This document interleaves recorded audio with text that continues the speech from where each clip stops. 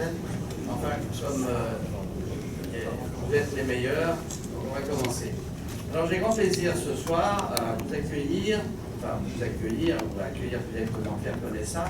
Et juste un mot, vous êtes ici dans la salle du groupe d'opposition le plus nombreux à l'Assemblée, à savoir la salle des LR, qui reste encore le groupe le plus important, malgré parfois quelques frictions.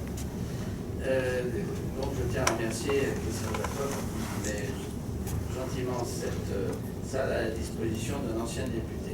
Alors Pierre Conessa. Il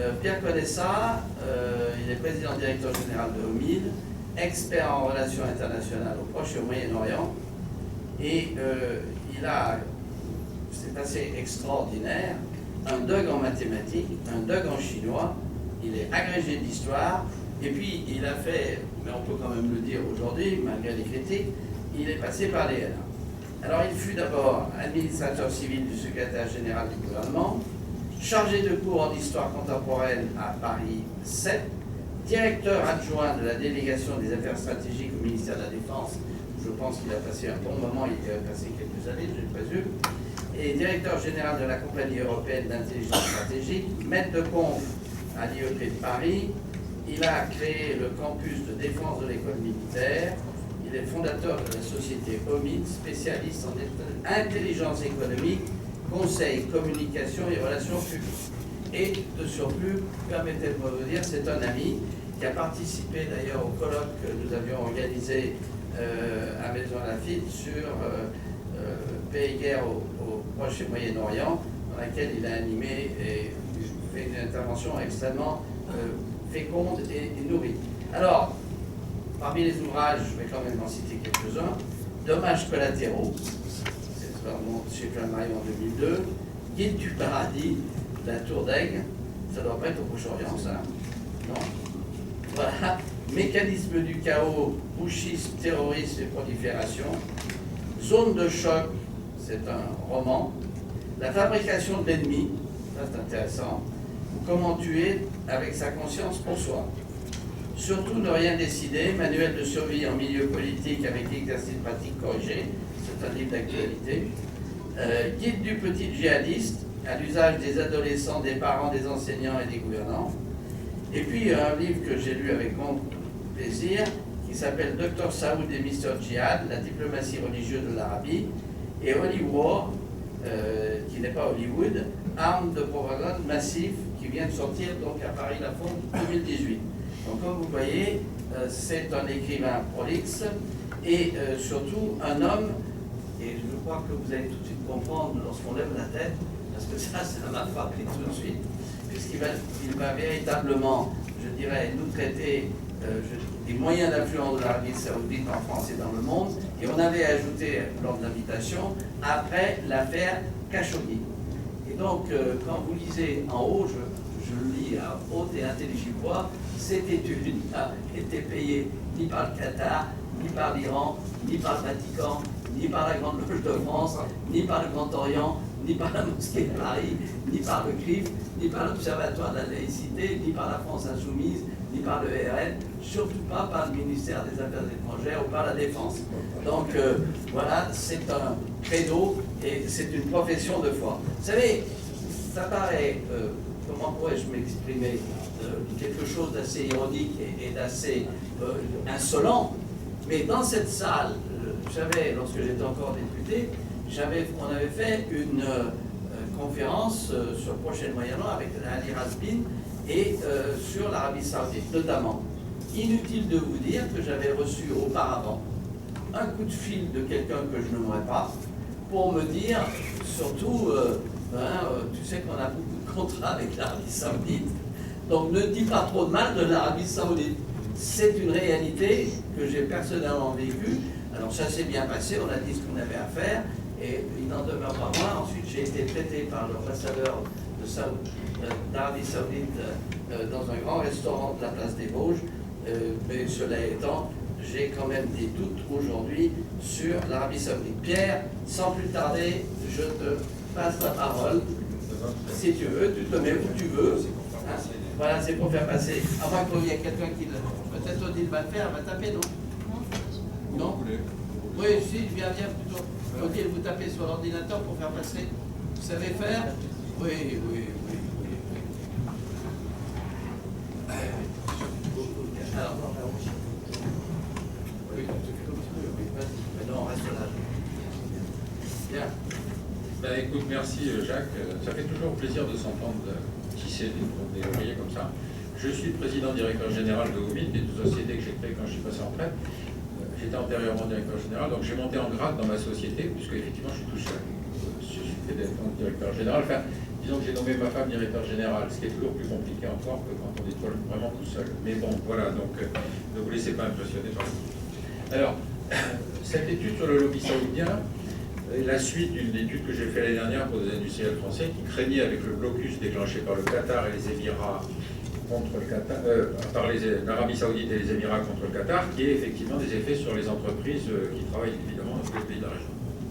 Et aujourd'hui, c'est le deuxième round, c'est-à-dire qu'effectivement, c'est une commande sur le lobby saoudien en France, commande qui était arrivée avant l'affaire Khashoggi, et qui était beaucoup plus facile avant l'affaire Khashoggi qu'après, puisque paradoxalement, depuis, plus personne ne veut parler. Je ne sais pas pourquoi. Donc, alors, je vais essayer de vous démontrer la chose. Donc, allez-y, je vous en prie. Alors, le problème saoudien, il est assez simple. Il n'y a pas d'intellectuel exportable. Ça, c'est la première chose. C'est-à-dire, il n'y a pas un type. Il faudrait qu'on puisse déplacer un peu le truc de place. Non, non, mais attends, il y a quelqu'un qui va s'en faire. Non, non, mais ça va être bon. Tiens, reste là, reste là. Voilà. Donc, si vous voulez, leur problème est assez simple. Il n'y a pas d'intellectuel exportable. Je veux dire, sur les plateaux télé. Après, ils ont des imams qui sont très efficaces sur les réseaux sociaux. Mais deuxième chose, il n'y a pas de diaspora, donc il n'y a pas de gros de pression. C'est-à-dire, ce n'est pas les Algériens de France ou les Marocains de France. Et troisième chose, le produit est invendable. Comment les vendre en Arabie Saoudite? C'est le pays qui a une décapitation par tête d'habitants le plus élevé de la planète, bien au-dessus des Chinois, indépendamment du fait que c'est le pays le plus intolérant de la planète. Enfin bon, je laisse tout ça de côté.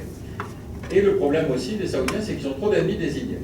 Entre les frères musulmans, l'Iran, le Qatar, les Houthis au Yémen, Daesh, les princes félons, les mécréants, etc. Donc ça fait beaucoup trop de monde, ce qui rend une politique de communication un peu compliquée. Alors, l'affiche qui est à droite est justement une publicité faite par une boîte de relations publiques qui vous dit si c'est comme ça que votre pays fait de la justice, vous avez vraiment besoin d'une agence.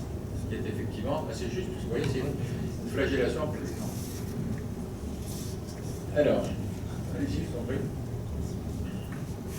Alors, par contre, effectivement, pas de problème d'argent. Ça, c'est un truc extrêmement important. Très difficile d'évaluer le budget des actions de communication de l'Arabie Saoudite, parce que vous avez des chiffres qui circulent de 15 millions de dollars par an, ce qui me paraît faible. Puisqu'au moins certains contrats font au moins 900 000 $ par an, pour le cas d'une entreprise américaine qui s'appelle Capital Deal.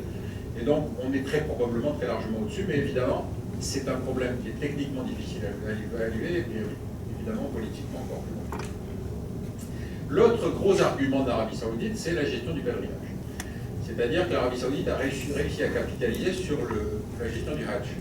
De manière assez simple, c'est d'abord la politique de délivrance des visas, assez nuancé, parce qu'évidemment, il y a toujours l'argumentaire, il y a trop de monde, on ne peut pas vous accorder des visas. Or, vous remarquerez qu'au CFCM, il y a pas mal de gens qui ont des agences de voyage, évidemment, qui gèrent le pèlerinage en particulier. Et deuxième chose, évidemment, il y a quelque chose qui est extrêmement important aussi, c'est qu'ils ont réussi à faire comprendre que toute critique contre l'Arabie Saoudite était une critique contre l'islam. Ce qui est quand même une espèce de glissement sémantique assez fort, puisqu'ils ont réussi à faire croire que si on critiquait l'Arabie Saoudite, c'était l'islam qu'on visait. Alors je vous le cite parce que j'ai eu une note incendiaire du Quai d'Orsay sur mon bouquin qui m'accusait d'être saoudophobe. Bon, moi je pensais que c'était d'être saoudophile qui était un problème, mais visiblement pour le Quai d'Orsay, une note signée par le directeur du CAP qui conclut le véritable ennemi c'est l'islam. Pour moi, évidemment, c'est la conclusion de mon bouquin, paraît-il. Et voilà. Et puis alors le Canard enchaîné a trouvé ça tellement drôle qu'ils en ont fait une brève. Alors je pense qu'au Quai d'Orsay, ça a dû secouer. Parce que comme toujours, dès que le Canard enchaîné dit quelque chose, ça remonte jusqu'au cabinet. Alors, allez-y, je vous en prie. Alors, l'Arabie Saoudite a réussi à nous faire intégrer une idée que je trouve extraordinaire, c'est-à-dire c'est un pays rétrograde et content de l'être, mais en perpétuelle modernisation. Alors, vous avez à droite quelque chose que m'ont envoyé des amis américains, qui est sorti d'un site d'opposition saoudien. Ils ont repris 70 ans de New York Times, de couverture du New York Times, à chaque fois qu'il y avait un changement de tête en Arabie Saoudite. Et chaque fois, c'est l'homme du changement. C'est-à-dire, c'est absolument prodigieux, parce que dès qu'il y en a un nouveau, on ne sait pas quoi écrire dessus, ils disent celui-là, c'est l'homme du changement. Le premier article sur la réforme en Arabie Saoudite date de 1953. ça prouve qu'effectivement, depuis longtemps, la thématique du changement est une constante, c'est une perpétuelle modernisation. Ouais, c'est un peu comme le moonwalk de Michael Jackson, vous savez, ça donne l'impression d'avancer alors que ça recule. Et là, c'est exactement pareil. C'est-à-dire que vous avez à chaque fois un type qui va vous raconter que oui, mais celui-là, il n'est pas pareil que son prédécesseur. Simplement, j'assiste sur un fait, c'est que le système de succession en Arabie Saoudite est un système adelphique. C'est-à-dire, la succession, au-delà d'Abdelaziz Ibn Saoud, le fondateur du royaume, c'est le premier fils aîné de la première femme, auquel succède le premier fils aîné de la deuxième femme, auquel succède le fils aîné de la deuxième femme. Donc tout ça, tous ces gens-là sont des frères, ou des demi-frères, si vous voulez. Ce qui vous explique que vous avez parfois un nonagénaire qui va succéder à un octogénaire, et ainsi de suite, et qui peuvent se disputer entre deux personnes âgées, si vous voulez, pour la succession au trône. C'est dans ce sens-là que la succession annoncée de Mohamed Ben Salman est une révolution, parce que ça en saute une génération. Donc, vous remarquerez cette technique médiatique qui est extrêmement intéressante, c'est quand on ne sait pas quoi dire, on dit que ça change. C'est la formule c'est la formule dans comment ça s'appelle Carrefour. Non, il faut que tout change pour que rien ne change. Ah non, non, c'est la formule des Carrefour qui est meilleure, l'immobilisme est en marche et rien ne saura l'arrêter. Alors, dans la politique de communication, tel que je l'ai compris, moi, il y a trois cibles principales. La première, c'est les décideurs politiques, notamment les pays occidentaux. Le deuxième, c'est les businessmen, évidemment. Le troisième, c'est les responsables de l'islam dans les pays occidentaux. L'opinion publique, ça n'a aucune importance. Alors, comment est-ce qu'on fait? Les décideurs politiques, première chose, je vous en prie, passer là-dessus, c'est la lettre d'intention. C'est-à-dire, aucun voyage d'un décideur occidental ne se termine en Arabie Saoudite sans la signature d'une lettre d'intention. Comme vous savez, une lettre d'intention, ça n'est que des intentions. Et donc, vous avez eu le coup, Manuel Valls, qui, après avoir dénoncé le salafisme après les attentats de janvier 2015, va en Arabie Saoudite et annonce 10 milliards de dollars de contrats. Et le gouvernement est mobilisé. Donc, si vous voulez, l'homme politique occidental revient dans son pays en disant, vous voyez, avec quoi ça avance? Alors, comme après Trump, lui, c'est un autre genre, il fait 110, lui, milliards. Donc, il y a une question d'échelle, si vous voulez, il faut respecter la hiérarchie. Mais aucun contrat n'a été signé depuis ces photos. C'est-à-dire, encore une fois, l'importance n'est pas le contrat signé. L'importance dans la technique pour faire taire des hommes politiques occidentaux, c'est de dire, vous voyez, on s'est engagé, bon, s'il faut négocier, etc. Vous savez, un contrat d'armement, ça peut prendre des années à négocier. Attendez. Et donc, la lettre d'intention est un système très, très, très efficace. D'ailleurs, regardez cette phrase que j'ai citée en haut, qui a été dit par le prince Naïef. Lorsque je reçois un ministre français que je prononce le mot magique Mixa, qui était un très gros projet de protection des frontières irakiennes, justement, je vois ses yeux briller et je peux tout lui faire gober. Le contrat a été évalué à 7 milliards de dollars, fini en 2009, après 16 ans de négociations, quand même, hein, ça vous donne une idée de la lenteur des négociations avec l'aide de Charles Pasqua, et c'est finalement EADS Allemagne qui le gère. Hein. C'est pour vous dire que les techniques de négociation sont très compliquées, mais que, comment dire, cette technique de faire traîner les négociations, promettre, etc., est une bonne manière, si vous voulez, de faire taire toute forme de critique émanant de l'autorité politique. Alors ça, c'est pour les décideurs. Pour les hommes d'affaires, c'est autre chose, c'est le projet pharaonique. Alors, le projet pharaonique, bon là, par exemple, Neom, vous savez, la nouvelle cité qu'ils veulent construire avec plein de high-tech, etc., avec des femmes robots, là, voyez. Ce que je me demandais d'ailleurs si elles seraient voilées ou pas. Et donc, c'est un projet annoncé à 500 milliards de dollars. Bon, vous êtes un homme d'affaires, vous dites même si j'en gratte 0,2%, je veux dire, ça vaut la peine de rester dans la course. Alors, ce qui est intéressant, c'est que même si les projets précédents, parce que chacun annonce ce gros projet technique, c'est-à-dire la vieille idée, on va transformer l'économie d'Arabie Saoudite, on va faire une économie high-tech, etc., c'est un rêve récurrent, c'est une annonce récurrente de tous les chefs d'État, de tous les rois d'Arabie Saoudite, et donc aucun n'a réussi. Pour une raison assez simple, c'est que comment voulez-vous attirer une PME de haute technologie dans un pays où il n'y a pas de code du commerce, où il risque de se retrouver jugé par un tribunal islamique, et il faut en plus qu'il prenne un tuteur, c'est-à-dire qu'il faut qu'il lui donne 51% de l'investissement. Donc il y a quelque chose de très profondément structurel, si vous voulez, dans l'impossibilité de diversifier l'économie saoudienne, indépendamment du fait qu'il faut mettre les Saoudiens au travail, c'est qu'il y a la somme des annonces ratées, si vous voulez, n'est pas un élément de la réflexion. Il suffit d'annoncer de nouveaux chiffres. Alors par exemple, sur Neom, donc 500 milliards, il y a de quoi faire rêver, mais une des conditions de financer Neom, c'est 5%, et c'est de privatiser 5% d'Aramco, de l'entreprise pétrolière, qui est la plus grosse entreprise pétrolière du monde. Bon. Mais il n'arrive pas à privatiser 5% d'Aramco parce qu'il n'y a pas de comptabilité Aramco. Comment voulez-vous révéler aux investisseurs étrangers la liste des princes qui émargent sur Aramco? Donc, un type qui va mettre de l'argent là-dedans, il demande à avoir la comptabilité, il demande à avoir la transparence des chiffres. Donc, tant qu'il n'y a pas de comptabilité honnête, si vous voulez, vous n'aurez pas un investissement de... Alors là, je vous ai cité deux exemples. Donc, il y avait Abdallah Tech City, et puis King Abdullah Economic City, c'était un port en mer Rouge, la première ville intelligente du monde, c'était 100 milliards seulement à l'époque. Donc, vous voyez, c'était beaucoup plus modeste. Mais aucun de ces projets ne le joue. Il y a même une Tech City à côté de Riyad qui sont des immeubles vides. Des immeubles vides. Bon. Alors, troisième objectif, c'est les responsables de l'islam de France, l'islam à l'étranger. Vous ne trouverez aucune critique, ni du CFCM, ni du COI, de l'UOIF, ni aucune des structures musulmanes de France de critique contre l'Arabie Saoudite. Aucune. Ni contre les exécutions massives, etc. Simplement, on vient de vivre une révolution copernicienne, puisque Hani Ramadan, qui est le frère de Ramadan, vous savez, l'homme qui est en prison pour agression sexuelle, qui était le grand prédicateur frère musulman, Hani Ramadan, qui vit en Suisse, vient de demander que l'Occident intervienne pour empêcher l'exécution de 3 personnalités du monde musulman, qui sont des imams, Saman al-Houda, Awad al-Qadri et Ali al-Omari.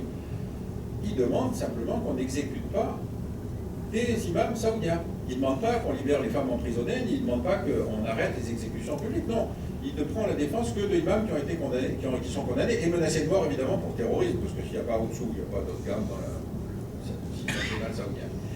Et donc, phrase extraordinaire émanant d'un type qui a plaidé pour qu'on puisse frapper sa femme, etc., c'est il est temps que les nations occidentales, dont la Suisse, interviennent directement pour empêcher ces exécutions. Donc j'espère que vous avez signé la pétition en sortant, parce que vous vous rendez compte qu'on est quand même en train de vivre une révolution, c'est-à-dire que les excès du régime saoudien sont tels aujourd'hui que même chez des gens qui sont évidemment proches des frères musulmans, qui vont essayer de faire levier sur les démocraties pour aller sauver la tête de petits camarades.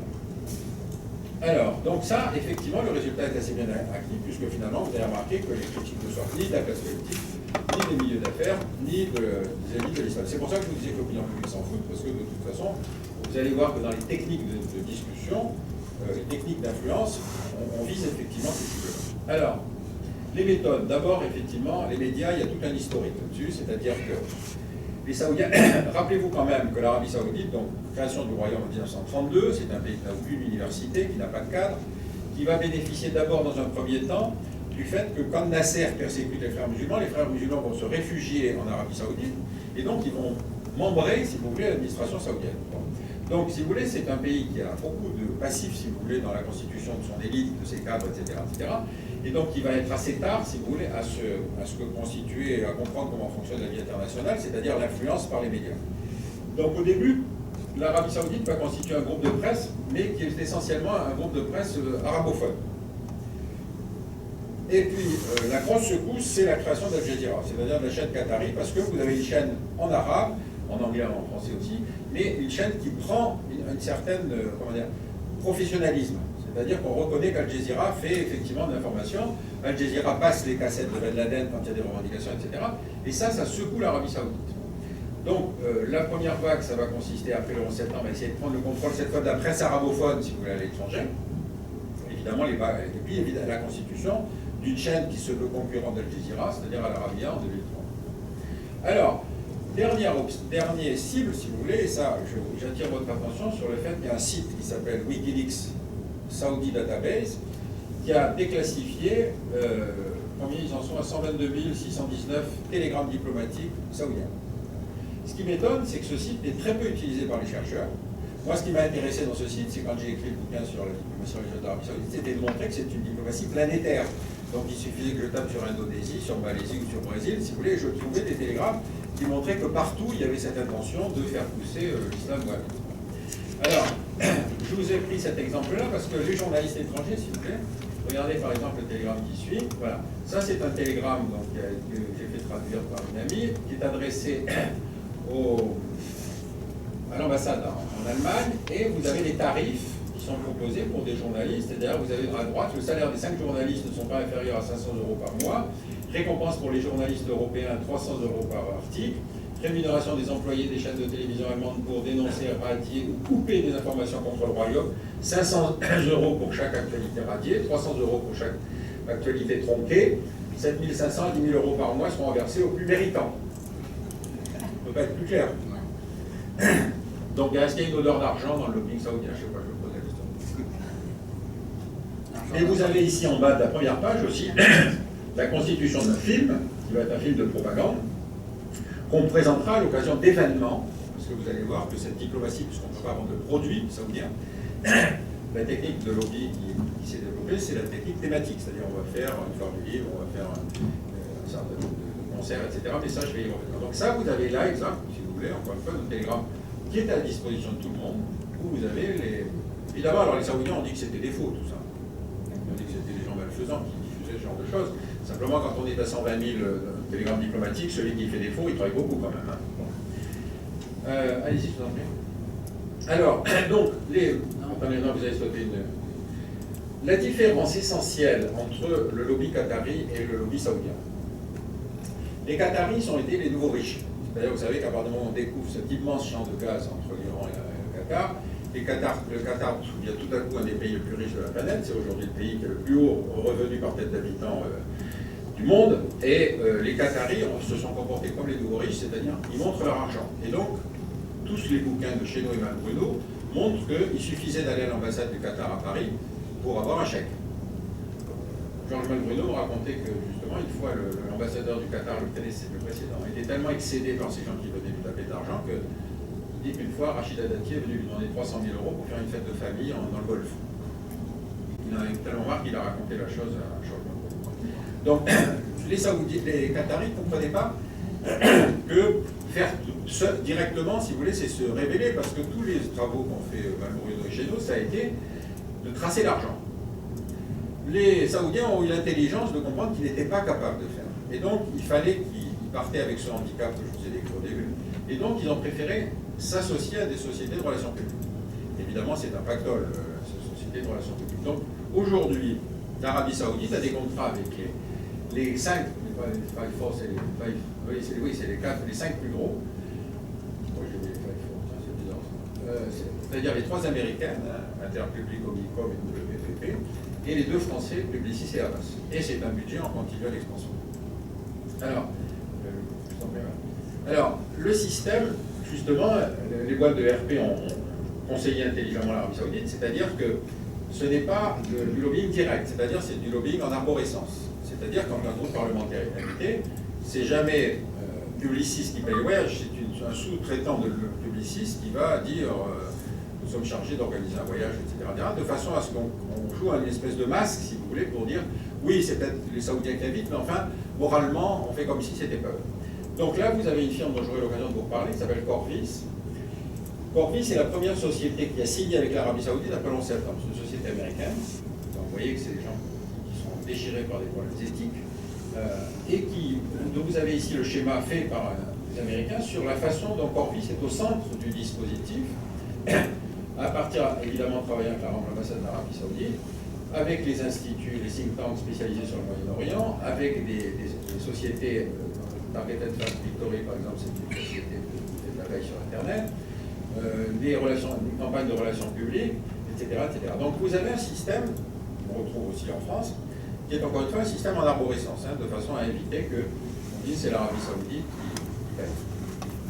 Allez-y, je vous en prie. Alors, par exemple, là, Corvis est aussi un acteur à Bruxelles. Mais l'intérêt de Bruxelles, à la différence du Parlement français, c'est que tous les lobbies, vous savez, en France, il n'y a pas de lobby, donc il n'y a pas le lobby n'existe pas, donc il n'y a pas de raison pour surveiller les lobbies, puisqu'il n'y en a pas. Alors qu'à Bruxelles, il y a un observatoire de la veille des lobbies. C'est-à-dire que les lobbies qui veulent accéder au Parlement européen doivent déposer le contrat dont ils sont titulaires et qui est le commanditaire. Et là, vous avez, sur ce site qui s'appelle ONG Corporate Europe Observatory, vous avez l'intitulé du mandat qui est demandé à Corvis. Donc, vous avez lutté contre l'accusation d'exportation du terrorisme par l'Arabie Saoudite, en particulier lors des attentats terroristes à Bruxelles, parce que ça a secoué à Bruxelles, évidemment, quand il y a eu des attentats à l'aéroport, etc. Rappelez-vous quand même que quand il y a eu, je ne sais pas si pour ceux qui sont un peu dans mon âge, il y a eu un grand incendie il y a une quarantaine d'années dans un grand supermarché, dans un grand magasin bruxellois, qui s'appelait Innovation, je crois. Et donc, ça avait été dramatique, il y avait plusieurs centaines de morts, et les Saoudiens ont payé, si vous voulez, pour les victimes, et en échange, les Bruxellois leur ont accordé le droit de construire la grande mosquée de Bruxelles. À la suite des attentats terroristes, les parlementaires belges ont demandé qu'on retire ce mandat donné à l'Arabie Saoudite sur la grande mosquée de Bruxelles. Deuxième chose, atténuer les effets néfastes de la guerre au Yémen en mettant en valeur l'aide humanitaire fournie par Riyad. Donc, si vous voulez, ça tue d'un côté et ça nourrit de l'autre. Mais ce n'est pas les mêmes. Ensuite, vendre l'image de Mohamed Ben Salman, le réformateur. Ça, je reviendrai. Présenter l'Arabie Saoudite comme un allié essentiel pour l'Ouest. Ça, évidemment, c'est toute la thématique. L'Arabie Saoudite lutte contre le terrorisme.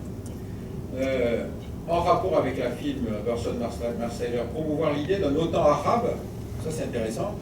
Pour justifier la guerre au Yémen. C'est-à-dire, vous savez, cette idée tourne un peu en rond, c'est-à-dire qu'il faudrait constituer un OTAN arabe, évidemment face à l'Iran, et donc essayer de sensibiliser les parlementaires européens à cette idée. Ça aussi, c'est extrêmement important, obtenir le soutien européen contre la loi JASTA américaine. La loi JASTA est cette loi qui a été votée en dépit du veto présidentiel américain, qui permet des classes actions contre des États finançant le terrorisme. Évidemment, après le 11 septembre, vous pensez bien que quand, alors qu'il y avait 15 Saoudiens sur 19 terroristes dans les attentats du 11 septembre, quand on explique que la justice américaine, qui peut condamner des entreprises étrangères, je crois qu'elle fait un embargo, mais qui ne peut pas atteindre l'Arabie Saoudite, ça avait évidemment provoqué des débats houleux aux États-Unis, d'où la naissance de cette loi qui s'appelle JASTA, c'est Joint Action. JASTA, c'est le. Oui, c'est ça, c'est Joint Action, Terrorism Action. Voilà, c'est ça. C'est-à-dire. Le sponsor, il y a sponsor. Sponsor terrorisme, exactement. Et donc c'est une loi qui permet, si vous voulez, de mettre en. Demander à la justice de mettre en jeu la responsabilité d'un État étranger dans son implication et forte dans un attentat fait contre des intérêts américains ou aux États-Unis. Je vous rappelle quand même que quand il y a eu les attentats du 11 septembre, donc le Congrès s'est chargé d'une étude, que dans cette étude, 28 pages ont été classifiées par George Bush, classifiées secret défense, ça veut dire que vous ne pouvez plus les utiliser, qu'elles ont été déclassifiées par Obama à la fin de son mandat, et ça veut dire qu'entre plusieurs présidents, vous avez eu cette espèce de consensus sur le fait que 28 pages qui touchaient directement à la responsabilité de l'Arabie et des diplomates saoudiens dans les attentats du 11 septembre avaient été considérés comme secret défense. Vous comprenez donc pourquoi, même à Bruxelles, l'Arabie Saoudite voudrait s'opposer à une extension de la loi JASTA. Gommer les atteintes aux droits de l'homme en insistant sur les nouveaux droits des femmes. C'est le seul pays où les droits de l'homme sont vraiment que pour les hommes. Et donc ils insistent sur le fait qu'il y a de nouveaux droits des femmes. Et c'est assez fascinant, quand vous pensez que c'est le seul pays du monde où les femmes n'avaient pas le droit de conduire, et tout à coup, quand ils annoncent qu'on va les autoriser à conduire, ça provoque un séisme médiatique. Alors le jour où Kim Jong-un ouvre un McDonald's à Pyongyang, si tu veux, alors là, je ne sais pas ce qu'on va faire dans les médias, parce que la démocratie progresse à grands pas. Donc on est sur un... Quand je vous disais que c'est un État réactionnaire et content d'être, rétrograde et content d'être, c'est qu'on part d'un point de départ tellement bas qu'on prend tout signe comme une volonté de réforme essentielle du pays. Et puis, alors là, le sommet, c'est la cerise sur le gâteau, valoriser le rôle du pays dans la lutte contre le réchauffement climatique en dépit de l'obstruction de la diplomatie saoudienne à tout accord pour réduire le rôle des hydrocarbures. Donc, Corpus doit se faire payer très cher, je suppose, parce que pour arriver à accepter des missions pareilles, mais c'est pour vous dire que... Alors, beaucoup plus préoccupant, parce qu'encore une fois, je ne peux pas vous faire le recensement de toutes les sociétés de relations publiques qui travaillent pour l'Arabie Saoudite, mais il y a quand même eu des actions qui sont pénalement assez, ou en tout cas éthiquement assez surprenantes. Donc évidemment, l'Arabie Saoudite, le seul domaine qu'on n'arrive pas à contrôler en Arabie Saoudite, c'est évidemment les réseaux sociaux. Parce que de toute façon, il y a toujours des moyens de contourner, les Saoudiens sont très connectés, parce que c'est un pays très censuré. Et donc le contournement par les réseaux sociaux est très important. Donc l'Arabie Saoudite cherche à veiller, à faire de la veille sur Internet, pour savoir qu'est-ce que l'opinion publique pense, etc., etc. Mais le New York Times a révélé le 20 octobre l'année dernière que McKinsey avait contribué à l'incarcération de plusieurs opposants, parce qu'encore une fois, les gens sont sous pseudo. Et donc, en allant participer à des forums de discussion, des sociétés de relations publiques qui sont chargées de veille ont identifié des opposants, et que ces opposants ont été arrêtés. Pour un, Khalid Al-Khalmi a été arrêté, un autre domicilié au Canada, Omar Abdulaziz, deux de ses frères ont été arrêtés, le compte a été fermé, et il y a un dernier compte anonyme, je ne sais pas ce qu'il est anonyme, mais évidemment McKinsey a fait un communiqué scandalisé en achetant vérifié, ils ont diligenté l'enquête interne, on attend toujours le résultat. Et donc, on est dans cette mouvance qui est évidemment cette nouvelle dimension créée par les réseaux sociaux. Rappelez-vous de l'affaire Cambridge Analytica, qui avait vendu des données Facebook. Et bien, pareil, ils ont un contrat de veille sur l'opinion publique sur l'Arabie Saoudite. Donc, on peut effectivement considérer qu'on n'est pas du tout dans des sociétés de relations publiques classiques, si vous voulez. On est dans des sociétés de relations publiques qui font aussi du flicage. Alors là, par exemple, vous avez... Alors, Al-Khatani, c'est un gentil jeune homme qui est un collaborateur de Mohamed Ben Salman, qui était le chef de la délégation qui a découpé en morceaux Khashoggi. Al-Qahtani, donc c'était l'homme à tout faire de Mohamed Ben Salman. Donc une de ses fonctions, c'était d'inciter les gens à dénoncer les sympathisants du Qatar, parce que vous savez qu'il y a ce blocus déclenché au printemps 2016 contre le Qatar, et donc le Qatar était une espèce d'obsession continue de l'Arabie Saoudite, et donc appel à la dénonciation. Al-Qahtani, dans la campagne qui a suivi l'affaire Khashoggi, si vous voulez, les Turcs ont demandé évidemment que Al-Qahtani soit extradé vers la Turquie, puisqu'il était directement impliqué dans l'équarrissage de Khashoggi. L'Arabie Saoudite a refusé, ils ont dit nous allons le juger. Bon, et en fait, on a découvert qu'il est redevenu conseiller de Mohamed Ben Salman. Allez, allez-y. Alors, donc, parmi les nouveaux objectifs, cette fois, époque Mohamed Ben Salman. D'abord, construire l'image glamour de Mohamed Ben Salman. La revue au milieu, donc, qui a été commanditée avant la tournée triomphale de Mohamed Ben Salman, 200 000 exemplaires distribués dans Walmart, dans des grandes surfaces, etc., gratuits. Là, vous avez la campagne en Angleterre. Donc, bienvenue. Vous voyez, il y avait des camionnettes qui circulaient avec l'image de Mohamed Ben Salman, et les Anglais devaient se féliciter. Alors, ils ont ouvert un site qui était censé être un site d'adhésion, si vous voulez, mais en fait, sur lequel les Britanniques ont déversé toutes les rigolades possibles sur le fait, oui, venez, Prince, de toute façon, vous aurez des carpettes devant vous qui sont aussi tous les contrats. Enfin, donc, ils ont fermé le site. Et donc, là, vous avez l'image glamour. Alors, l'image glamour, je vous dis, première chose évidente, c'est tout à coup, il y a un saut de génération. Donc, effectivement, le Yiti payant 30 ans, l'idée que ce soit l'homme du changement peut prendre une certaine consistance que n'avait pas, évidemment, son père qui ne devait avoir que 90 ans. Donc, on est sur déjà quelque chose de beaucoup plus construit. Même un type comme Kamel Daoud, vous savez, l'écrivain algérien, s'est laissé prendre. C'est-à-dire qu'il a fait un article une fois, et après tout, si c'était effectivement le cas. En fait, il a vite déchanté, mais l'image de la construction du personnage a été très habile, alors qu'on savait toutes les casseroles qu'il avait. C'est-à-dire c'était lui qui était ministre de la Défense quand il commence la guerre au Yémen, c'est lui qui fait arrêter des opposants, etc., etc. Mais, encore une fois, on est dans quelque chose, on va voir, on va lui donner sa chance. Allez-y, je vous en prie. Alors, par exemple, dans les objectifs qu'il a annoncés, donc, il a fait d'ailleurs devant le Davos du désert, vous savez, devant les hommes d'affaires, il y en a assez qu'on vive avec un islam réactionnaire, etc. On dit qu'il faut un islam modéré. Formidable, ça, vous ne tombez que sur des gens qui ne sont pas à vous entendre.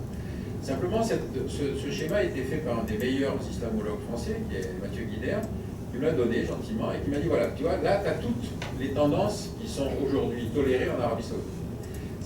Si tu en pointes aujourd'hui, quelles sont celles qui ont été décapitées, et la seule qui reste, c'est celle qui est au milieu, qui est sur le ligne en jaune, c'est-à-dire celle dont on est sûr qu'elle est légitimiste. C'est-à-dire que ce que Mohamed Ben Salman appelle l'islam réformé, c'est qu'il faut de l'islam légitimiste. Rappelez-vous quand même qu'après la guerre du Golfe, quand les Saoudiens avaient été obligés d'appeler les mécréants à la rescousse, il y avait quand même eu 100 000 soldats américains qui étaient débarqués, la hiérarchie religieuse, évidemment, avait été beaucoup secouée, puisqu'il avait fallu qu'elle justifie l'arrivée des mécréants, mais en même temps, elle a demandé qu'il y ait des réformes. Et ça, c'est le mouvement qu'on a appelé la Sarwa, c'est un mouvement qui, en fait, prônait un espèce de système assez proche de l'Iran, mais il ne faut pas le dire, c'est-à-dire qu'il voulait un guide de la religieux, si vous voulez, du pays. Donc, ça, l'idée que des religieux demandent des réformes, si vous voulez, c'est la chose totalement intolérable. Ils veulent d'abord, la réforme saoudienne, c'est l'islam légitimiste. Je ne vais pas vous faire le détail de tous les qui sont là, parce qu'il y a certainement des nuances extrêmement importantes entre tous ces gens qui sont tous aussi intolérants, répressifs à l'égard des femmes, des étrangers, des coupeurs de main, etc. Mais, en tout cas, la condition essentielle à remplir dans la fiche de poste, c'est est-ce que vous êtes légitimiste ou pas? Allez-y, je vous en prie. Alors, dans les moyens, pour rester en France, d'abord, c'est avoir quelques personnalités parisiennes. Alors, je vous en ai mis quelques-unes, je ne suis pas sûr que la liste soit exhaustive. Jacques Attalier, conseiller économique du Royaume depuis 2 ans et demi, c'est le Sherpa de PS. Je lui souhaite bien des plaisirs, parce qu'encore une fois, pour arriver à faire la réforme économique. Bref, ensuite, Richard Attias, donc c'est l'organisateur de Davos, donc il est en charge du Business Forum de Riyad. Le fait que Richard Attias est juif montre qu'en fait, l'Arabie Saoudite s'ouvre moins antisémite qu'on ne pourrait penser. Voilà une réforme.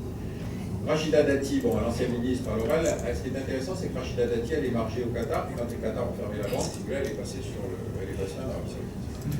Et donc, elle n'a voté aucune résolution de condamnation de l'Arabie Saoudite pendant toute l'affaire Khashoggi. Comme Mme Alomari aussi, qui n'a voté aucune résolution de condamnation de l'Arabie Saoudite. Non, vous ne diriez pas comme ça, enfin, c'est des gens qui ont une éthique. Christine Ockrent, elle a fait un bouquin sur Mohamed Ben Salman et qu'elle reconnaît ne jamais avoir rencontré. Donc c'est quand même étonnant de faire une biographie sur un homme vivant, si vous voulez ça. Mais le bouquin est bien écrit, c'est-à-dire qu'elle est suffisamment intelligente pour à la fois insérer des critiques, si vous voulez, mais il reste que le bouquin est un bouquin de référence, si vous avez besoin de savoir sur Mohamed Ben Salman, c'est le texte auquel vous avez pensé. Nicolas Sarkozy est allé au Business Forum en dépit de l'affaire Khashoggi, alors que le nombre de PDG se sont fait remplacer, c'est-à-dire la technique, ça a été de ne pas annuler la participation, ça a été d'envoyer numéro 2 ou d'envoyer numéro 1. Nous, on a envoyé un ancien numéro 1, c'était pas obligatoirement ce qu'il y avait de plus digne pour la France. Ensuite, bon, pour faire, par exemple, le site de Haloula, vous savez, c'est cette cité nabatéenne qui est dans le nord du pays, qui est une de ces cités creusées dans le roche, des sites absolument extraordinaires. Donc, on a fait appel à Jean Nouvel pour aménager la zone et à Mestralé pour organiser l'ensemble de la promotion du projet. Donc, et puis alors Adler, lui, c'est le plus extraordinaire, parce qu'Alexandre Adler, vous savez, c'est ce chroniqueur publiciste international qui a fait, qui est un contrat de lobbying pour l'Arabie Saoudite depuis mai 2018, qui n'a pas hésité à prendre sa plume pour expliquer que l'assassinat de Khashoggi, c'était pas les Saoudiens, c'était les Turcs. Manque de chance, les Saoudiens ont reconnu le lendemain leur responsabilité. Donc, c'est sur Figaro Box, le texte, vous le trouverez sans difficulté, mais je veux dire, quand on est dans ce genre de chat, dans ce genre d'imposture, c'est-à-dire qu'alors tous les faits prouvés, si vous voulez, que c'était un assassinat dans le consulat, arriver avec un truc pareil, c'est quand même étonnant. Mais l'homme sévit encore sur France Culture, etc., sur un certain nombre de choses. Alors, autre moyen très intéressant aussi, c'est le financement du lobby anti-iranien en France. Alors, leur point d'impact principal, c'est la Moudjahidine du peuple. Les Moudjahidines du peuple, donc c'est ce parti d'opposition qui était un parti très ancien, qui déjà avait commencé à l'époque du Shah à faire des attentats, et puis qui ensuite s'est rallié à la Révolution, et qui croyaient qu'ils allaient mettre dans leur poche leur comédie. C'est avéré que le vieux était beaucoup plus astucieux qu'eux, et donc finalement ils se sont retrouvés persécutés et expulsés. Donc ils sont partis en France, et puis ensuite ils sont allés en Irak. C'est-à-dire c'est un parti qui a fait la guerre contre son pays, contre l'Iran, dans les rangs et avec l'armée irakienne. Bon. Quand vous savez que la guerre a duré 8 ans, qu'il y a eu 900 000 morts, etc., vous imaginez que dans toutes les familles iraniennes, ils considèrent que les Moudjahidines du peuple sont l'avenir politique de l'Iran. C'est comme si on avait dit après la guerre, oui, mais vous n'en faites pas, les collaborateurs avec l'Allemagne, c'est pas grave, en fait, ces gens-là ont devenir politique. Il y a quelque chose d'assez extraordinaire, parce que ces gens-là ont réussi à se faire sortir de la liste des groupes terroristes en Europe et en France. Mariam Rajavi, qui est la dame en bleu là, donc le Moudjahidine du peuple, je vous dis, c'est des marxistes islamistes. Ne me demandez pas comment ça fonctionne, c'est le... Hein? Ils sont à Auvers-sur-Oise. Ils sont à Auvers-sur-Oise, effectivement. Mais comme vous imaginez, évidemment, depuis le temps qu'ils sont à l'étranger, c'est quand même très, très difficile de survivre. Donc, c'est l'Arabie Saoudite qui finance. Alors, ils font chaque année une grand-messe à Villepinte, dans le hall du congrès de Villepinte. Et comme ils ont des problèmes de recrutement, parce qu'il y a quand même de moins en moins de monde, il y a une année où France 24 a fait un reportage sur Villepinte et ils sont aperçus que dehors, sur le gazon, il y avait des étudiants polonais. Ce qui était effectivement surprenant, mais en les interrogeant, ils se sont dit, bah, nous, on nous a proposé de passer un week-end à Paris, de nous inciter à ça, ils parlaient ni un mot de français, ni un mot d'iranien, et donc ils étaient dehors en train d'attendre que ça passe pour ensuite aller passer le week-end à Paris. L'année suivante, comme ça avait fait ce reportage de France 24, que vous pouvez trouver sans difficulté, ils ont fait mieux, c'est-à-dire qu'ils ont pris des mamas du 93, c'est-à-dire qu'il y a des femmes noires avec les enfants qui courent dans tous les sens, dans le fond de la salle, qui évidemment ne sont pas plus concernées par l'avenir démocratique de l'Iran que par quoi que ce soit d'autre. Là où c'est devenu intéressant, c'est qu'en 2016, en gros, l'histoire des Moudjahidines du peuple, le fondateur c'était Massoud Rajavi, et puis un beau jour il a disparu du paysage. Et depuis cette époque-là, c'est Mariam Rajavi, donc madame, qui dirige le truc. Et en 2016, c'est le prince Faisal, qui est ancien chef des services de renseignement, qui a annoncé lui-même la mort de Massoud Rajavi. C'est-à-dire qu'il n'était pas au courant qu'ils avaient caché la chose. Donc tout à coup, ils se sont aperçus que les Saoudiens ont révélé le rôle qu'ils occupent, c'est-à-dire effectivement, ils sont financeurs de l'opposition anti-iranienne en France. Mais ils ont choisi un mauvais cheval de bataille, enfin peu importe. Ensuite, l'organisation d'un truc à Villepinte, rappelez-vous ce qu'on avait reproché à Sarkozy quand on a fait ses comptes de campagne. L'organisation d'un truc à Villepinte, c'est 100 à 150 000 euros.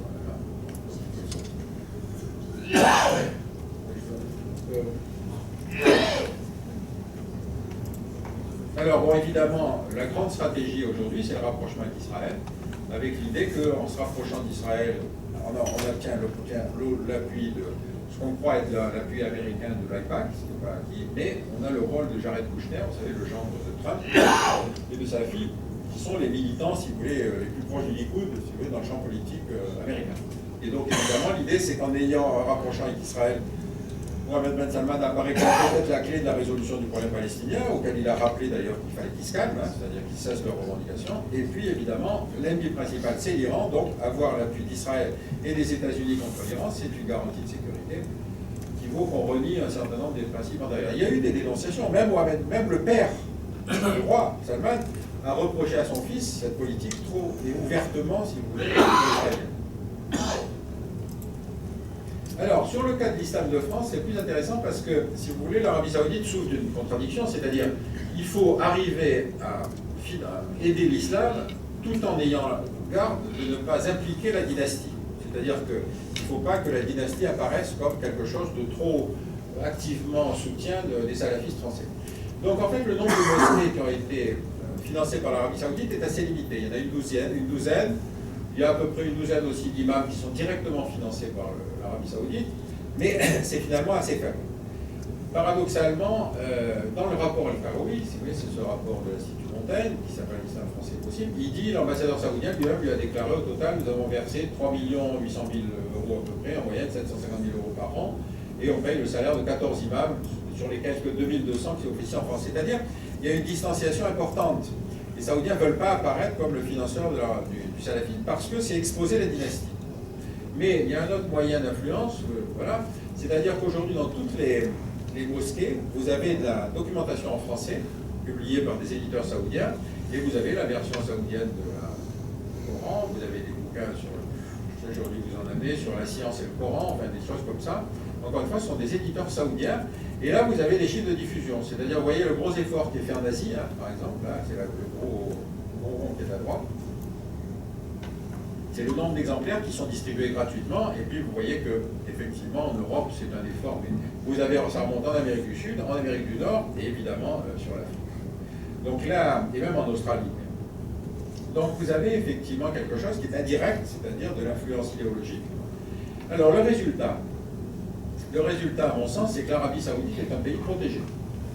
Alors protégé, bon, vous avez évidemment en haut à gauche Jamal Khashoggi, mais les 4 images que j'ai mis au-dessous sont les 4 princes qui ont été enlevés avant Khashoggi, pas tous par Mohamed Ben Salman, mais ça vous montre une des cibles importantes de l'action répressive de l'Arabie Saoudite, c'est ce que j'ai appelé les princes félons, c'est-à-dire les types qui connaissent bien le système et qui, en fait, de l'étranger, vont faire des tweets, des messages, animer des sites d'opposition.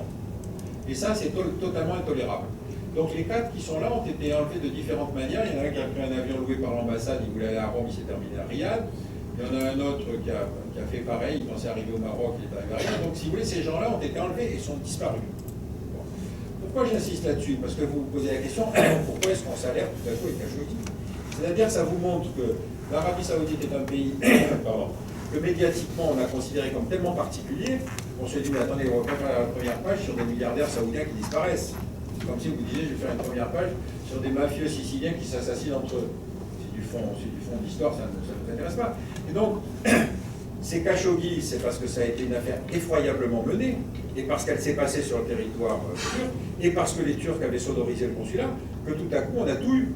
Mais ils auraient pu enlever Khashoggi s'il n'avait pas résisté, il l'aurait retrouvé en Arabie Saoudite et il aurait disparu. Rappelez-vous la façon dont les Turcs ont géré l'affaire Khashoggi, puisque au début, quand la future femme de Khashoggi alerte les autorités turques, l'ambassade dit non, Khashoggi a quitté le consulat et donc on va vous montrer un film qui montre qu'il quitte le consulat. Et les Turcs disent d'accord, mais nous on a la suite du film, c'est-à-dire on s'aperçoit que c'est pas lui qui a quitté le consulat. Et puis après ils disent non, mais il est toujours dans le consulat. Et alors on dit non, il est reparti avec les voitures. Et donc les Turcs sortent le film de l'aéroport, non, vous voyez, il n'a pas embarqué, etc. C'est-à-dire qu'ils ont géré l'information de manière à acculer progressivement les Saoudiens, à reconnaître qu'il avait été assassiné, qu'il avait été découpé en morceaux, etc. Et donc, si vous voulez, on voit bien que ça a mis tout le monde dans la difficulté, puisque rappelez-vous que jusqu'au bout, Trump a dit non, mais on n'est pas sûr que ça remonte à Mohamed Ben Salman. À la fin du mois, là, vous avez l'étude commanditée par l'ONU, qui est dirigée par une Française, qui s'appelle Mme Calamar, dont on a commencé à voir les premiers éléments, et qui est une étude donc, internationale sur le cas Khashoggi. Les conclusions de cette étude sont sans ambiguïté. Et ils disent on a toutes les preuves que c'est remonté au plus haut niveau. D'ailleurs, la preuve, c'est que les Saoudiens ne nous ont pas autorisés à rentrer dans le consulat d'Istanbul. On l'enquête internationale, ça fait des ordres, qu'on a appris qu'ils avaient tout repeint. Comme par hasard, c'était juste au moment où il fallait tout repeindre. Qu'on ne les a pas autorisés ensuite à aller en Arabie Saoudite, etc. C'est-à-dire que l'Arabie Saoudite a fait tout ce qu'elle pouvait pour que la seule arme, si vous voulez, qui est effectivement un moyen médiatique particulièrement déstabilisant, puisse arriver à son terme. Donc à la fin du mois, normalement, Mme Calamar doit remettre son rapport et on n'a aucun doute sur les conclusions. À droite, vous avez une manifestation qui s'est passée en Tunisie quand Mohamed Ben Salman a fait la même tournée qu'en Occident, mais cette fois dans les pays du Maghreb, où il a été accueilli par des manifestations d'hostilité. Parce qu'en Tunisie, rappelez-vous, il y a un processus démocratique en cours, ils savent que les salafistes sont financés par l'Arabie Saoudite. Et en Algérie, vous avez eu le même phénomène où les Algériens, rappelez-vous, ont dit, quand les Saoudiens ont constitué la grande coalition sunnite pour aller se battre au Yémen, les Algériens ont dit qu'il n'est pas question qu'on se rallie à ça, parce que nous, on ne va pas s'allier avec le pays qui nous a causé 10 ans de guerre civile. Au moins, c'était clair. Vous voyez le décalage entre ce qui est dit dans la presse arabophone et ce qui se dit chez nous. Allez-y. Alors, chez nous, donc dans l'action d'influence, le ventre mou, c'est le Parlement. Alors, en haut, c'est un colloque qui s'est tenu au Sénat sur les nouveaux visages de l'Arabie Saoudite. Alors, évidemment, de nouveaux visages, puisque c'est un pays qui est en continuelle modernisation, il n'y a pas besoin de faire de nouveaux visages. Et effectivement, vous avez donc tout ce qui est le nouveau droit de la femme, pas celles qui sont arrêtées, celles-là sont des médisantes.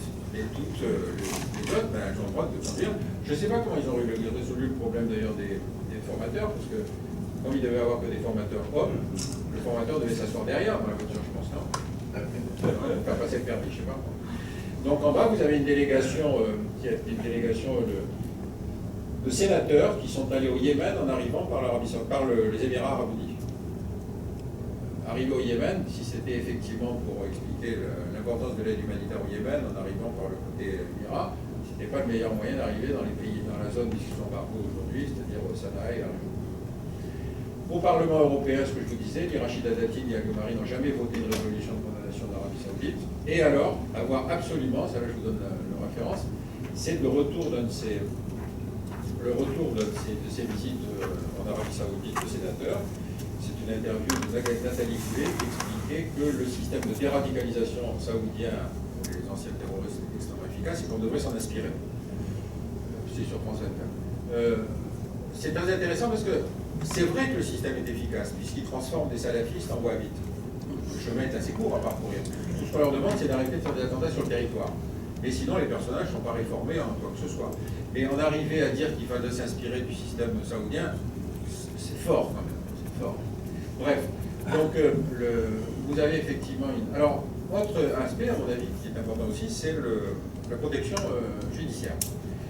Bon, en haut à droite, vous avez le Hilton de Riyad.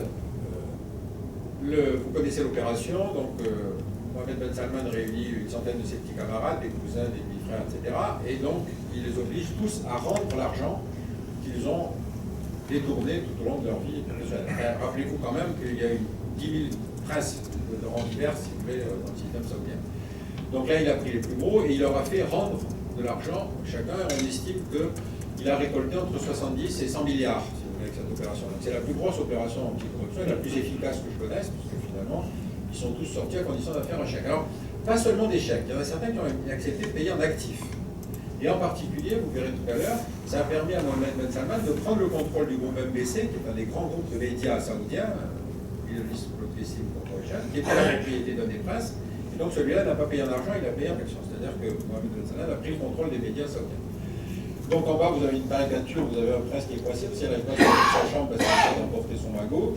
Et alors là, au milieu, c'est plus intéressant, c'est l'affaire des frégates. C'est-à-dire, ces frégates Sawari 2 sont un contrat qu'on a signé en même temps que les sous-marins pakistanais. C'était l'époque du système Balladur Léotard. Donc rappelez-vous, on cherchait des rétrocommissions pour financer la campagne électorale de Balladur, puisque Chirac tenant le parti, il y avait un manque d'argent. L'affaire des sous-marins pakistanais n'a été levée par la police française que parce qu'il y a eu un attentat contre des ingénieurs de DCM qui étaient justement au Pakistan pour accueillir les frégates, former les hommes, etc. Donc ça a été traité sous l'angle d'un attentat terroriste. Et c'est comme ça qu'on a remonté la pente. Mais en Arabie Saoudite, il y a eu la même chose. Donc vous dites, mais pourquoi il n'y a pas d'enquête? Mais parce que les Saoudiens détestent qu'on parle de corruption. Détestent. cause d'ailleurs, c'est pas de la corruption, il n'y a pas de loi contre la corruption. Donc il y a quelque chose, si vous voulez, qui fait que, par exemple, il y a une plainte qui a été déposée auprès du doyen des juges d'instruction d'une association, d'une ONG yéménite pour crime contre l'humanité contre l'Arabie Saoudite. Cette plainte a été déclarée recevable dans un premier temps en France, et puis ensuite elle a été déclarée irrecevable. Je ne sais pas pourquoi elle est devenue irrecevable, mais c'est la justice française qui a décidé qu'elle était irrecevable. Après avoir décidé qu'elle était recevable. Donc, ensuite, l'autre aspect, c'est un pays protégé médiatiquement, c'est-à-dire là, en haut à droite, c'est le groupe MBC dont je vous ai parlé, c'est-à-dire comment est-ce que Mohamed Ben Salman a pu récupérer le contrôle de ce groupe.